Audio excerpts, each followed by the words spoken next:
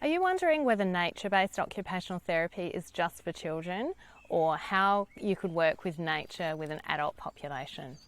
My name's Bronwyn Painter. I'm the Nature OT in Adelaide, South Australia, and I help occupational therapists in all areas of practice all around the world to include more nature in your life and your work. In this video, I'm going to share 5 ideas for ways to work with adults in partnership with nature. So the first idea is walking programs. There are many OTs around the world, and I would say particularly in the UK is where I've noticed this, who are working with adults in a walking program for all the benefits that provides: the nature connection, the physical engagement, the social engagement. And even, I've written on my notes here, independent ADL skills, like the ability to actually, for someone to organise themselves to participate in a group program and get themselves there.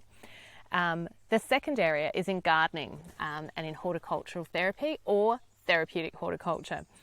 So again, this is nothing new for occupational therapists. If you delve back into the history of occupational therapy, you will see amazing photos and examples of occupational therapy post-World War II and post-World War I, with working with people in gardening situations. And so, therapeutic gardening for goal-directed outcomes is a really fabulous way to engage adults of all ages in a naturally engaging and, for many people, meaningful occupation that helps them meet their goals for participating in everyday life.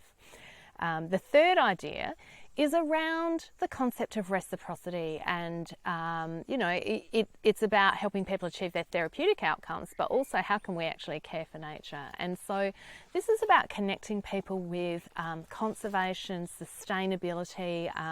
There are many volunteer opportunities in organisations caring for the planet, caring for animals, caring for land, caring for plants, growing trees. It doesn't necessarily need to be out in nature. You could connect people with regeneration programs, tree growing programs. In where I am in South Australia, we have Trees for Life. We have like bush regeneration programs who look for volunteers. And so, perhaps you have clients for whom connecting with a meaningful occupation like that could really be life-changing. The fourth idea is what I call rest and retreat. For many people, life is complex and stressful, and what nature can provide is a place to support peace, calm, stopping, slowing, calming our sympathetic nervous system, and, to be honest, recovery. And so perhaps you have clients, often it's particularly in the mental health space, or my next one, which is workplace wellbeing, for whom time out or a team-based connection activity can really help achieve some goals of reducing stress in the everyday, and the flow-on effect of improving performance, improving health and well-being. And my final, fifth idea is around workplace wellbeing. So this is an area that I've worked in for almost all of my 30-year OT career, making work better, healthier, safer, more engaging.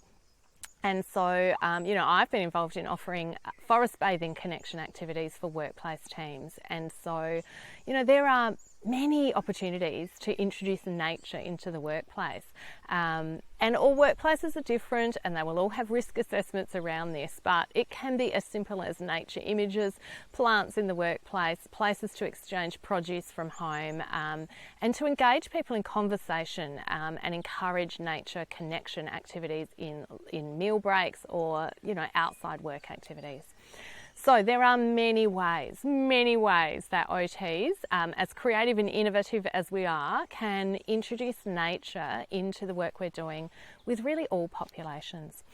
And so the point of this video is that if you work with adults, I really encourage you not to perceive nature-based OT as just something with children. There are so many benefits for children, but there are benefits for all of us, and so many evidence-based ways to work in partnership with nature. And it starts from the evidence. It starts from understanding who your people are, what their needs are, and what the evidence about how partnering with nature can help support their needs. So if you're working with nature or considering nature working with an adult population, I would love you to share what you're doing or thinking in that area. Take care.